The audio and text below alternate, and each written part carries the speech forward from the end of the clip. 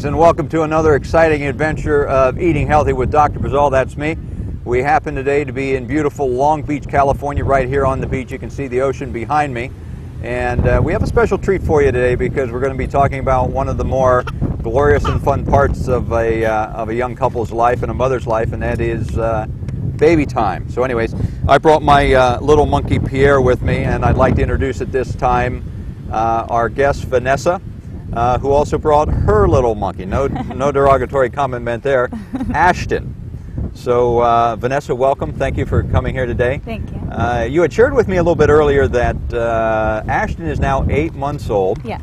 This is your first. Yes. And tell the audience your age. I am 23. 23 years old, Yeah. which is a perfect time to be going down this path because, as we both know, Vanessa's got major commitments and responsibilities now for the next 18 years. Probably and the most important one is from a health standpoint. How can we keep Ashton healthy? What can Vanessa do to optimize Ashton's health in that area of nutrition? See, even Ashton has something to say about that. Here, hold on. Let's see if we can keep him entertained long enough. Oh. Here. Okay. Yeah. Does Ashton need my monkey? He Would that might. help? He might. Let's try this out. Ashton, buddy, what do you think? Does this help at all? Yeah, maybe, huh? A little bit? Oh, yeah. There we go. There we go. A wonderful young brewing relationship. So anyways, why don't we get started? Okay. Vanessa, because I know that you had a couple of questions about the fact that you've been nursing and you're still nursing. You've started to introduce some food, but all young mothers, basically at some point along the way, have questions and challenges. Right. When you're in the midst of it all. So anyways, I asked you to prepare a couple of questions that are Yes. most important to you that would probably help everyone in the audience as well. So give me an idea of what you have in mind there, and let's see what we can do. Well, we wrote them down. Okay? We wanted to know if exercise helps my milk production. Yes, exercise does, as long as you don't overdo it.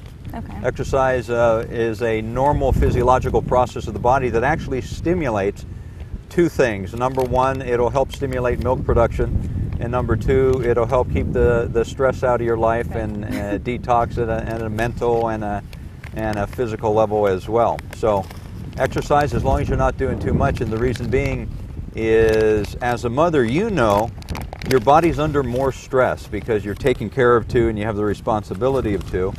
And the most important ingredient for healing and staying healthy is still getting adequate rest.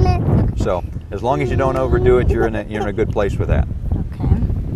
Another one of my questions is, how many more calories per day should I be consuming? Well, they say according to the FDA numbers run about, for a normal person, about 1,500 calories a day. Your calories should probably be up around 2,200 calories a day. Okay. And calories are important, and when you think in terms of calories, what I'd like you to think in terms of is using the word quality in front of everything.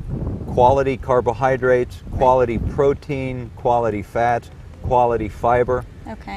So if you're going in that direction and eating a lot of whole foods, a lot of organic foods, then you're going to make sure that you keep your body healthy and strong. And the reason why that's, as we say in my country, más importante, is because, remember, you can only provide nutrition to Ashton based upon the quality of nutrition that's in your body that makes up the milk then that you're using to breastfeed Ashton. Okay. And how important is drinking a lot of water? Water, well, considering that 90% plus of your body is made up of water, and that's how it all communicates, water is still a key component to the milk production. Okay. Very important as far as how much. A very good habit to get into for your health that will translate to Ashton's is, as soon as you get up in the morning, first thing, drinking anywhere from 16 to about 32 ounces of pure, clean water will just do wonders for you. Okay. And what about continuing taking prenatal vitamins after? Should I continue the prenatals and other vitamins? Well, the prenatal means it's before that period of time. Right. Now that you're in that category of, you went from regular person without having to deal with 2 to pregnancy where you had to eat for 2. And then in the lactation phase, you still have to have enough nutrients for 2. And in a minute or 2 we can get into specifically what some of those are. There's some nutritional supplements that you need very specifically for milk production. It doesn't necessarily translate to what Ashton needs. Okay. And then there's certain category of vitamins and minerals and substances that you need to take because they are transferred to Ashton. And one of the key ingredient, or one of the important things about mother's milk, it's through your mother's milk that you start to build his immune system and his immune response, and you make it very, very strong. So that's an excellent question. Okay. And are there any other vitamins I should be taking? Some of the nutritional supplements, Vanessa, that are important for you at this stage in the game. You actually have a greater need for things like vitamin A, vitamin E, vitamin D, vitamin C, folic acid, iodine, zinc, and the mineral selenium. So you want to make sure that you're getting the highest quality of vitamins and minerals, and the best way to get that is in the whole foods that you eat. And when you're very specifically talking about most of the vitamins and minerals, where do you get those? You get them mostly in fruits and vegetables. Okay. Okay. So that's a start there. Okay. But since you did ask a question, let me turn to my cheat sheet again. And there are certain nutritional supplements that I mentioned before that Vanessa needs so that the mother stays healthy, because remember, the mother needs to be healthy for baby to be healthy in that process as well. Well, little Ashton's had enough of the filming today, we can tell this. So what we're going to do is we're going to call on nature, and we're going to get a little help from Grandma. We're going to invite Grandma to come in here. Vanessa's very fortunate that she has her mother here, and she's going to help us out, so come on in. Hi, Ashton. Hi! You want to go for a walk? Okay. Very good, very good. Thanks, Grandma. It's always nice having support no matter what age you are. Anyways, this gives Vanessa and I a little bit more time to talk. Vanessa, to go back to your question about nutritional supplements and things, some of the things that are important, your B complex vitamins, B6, B12. Another thing that's very important that's helpful from the immune system standpoint for you as well as for the baby is to get vitamin D. And the best way to get vitamin D is not from nutritional supplements. Your body has a phenomenal mechanism for making vitamin D. And I'll tell you a little secret, even though we call it vitamin D, it's more of a hormone than it actually is a vitamin that gets converted in your skin in the presence of sunlight. Okay. So just the fact that we're out here for 20, 30 minutes a day will keep your vitamin D levels high, and that'll translate into the breast milk that the baby needs for a strong immune system. Okay. All right? And what food should I stay away from? Oh, excellent question. All right, are you ready for the Yes. the basic list? Let me frame it from the standpoint of what you should be taking. Organic raw fruits, vegetables, nuts, and seeds should be the mainstay of what it is that you need. Now, as far as stuff to stay away from at this stage in the game, because there's a lot of stuff that'll go through your breast milk into the baby. Right. Caffeine, all right?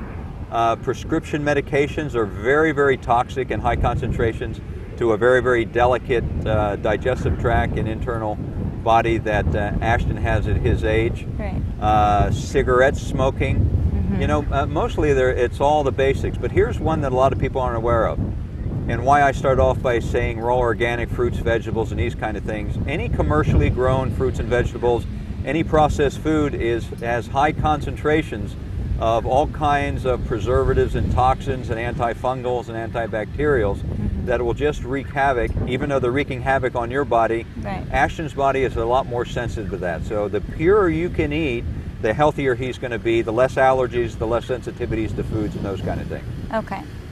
And at what age should I stop nursing?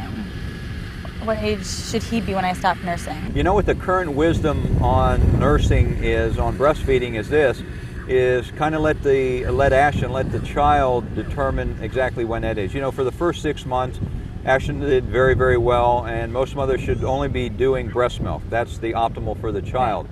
As far as when you start introducing food, current wisdom is that you kind of go by feel by introducing things, and if Ashton denies it, there's probably an internal wisdom thing going on with his little body that says his digestive tract is not ready for either things like formula or things like cooked and processed foods. Okay. All right. I think that's all I have right now. That's all you have right Yes. now. Well, you know, there was another point that I wanted to make that just slipped my mind for a minute here. Yes.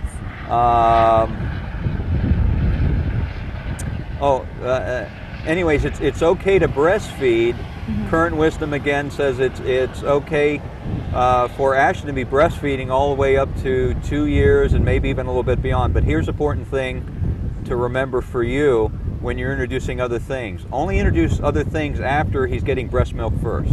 Okay. A lot of moms don't know that breast milk still takes priority from the standpoint of quality. There isn't anything that we've made that's better than what you produce naturally. Okay. So even as you're introducing foods and letting him putz with them or choose what he wants to take advantage of and what not, the natural way to do that is to introduce that only after he has the opportunity to nourish himself with the best natural food out there, which is mother's breast milk. Okay. So anyway, Vanessa, I want to thank you today for bringing up a lot of great points for the folks. This is Dr. Steve Bizal with my assistant Pierre, my little monkey. Thanking you for joining us today on a beautiful beach in Long Beach, California for Eating Healthy with Dr. Bizal. And remember, wellness is not for wimps.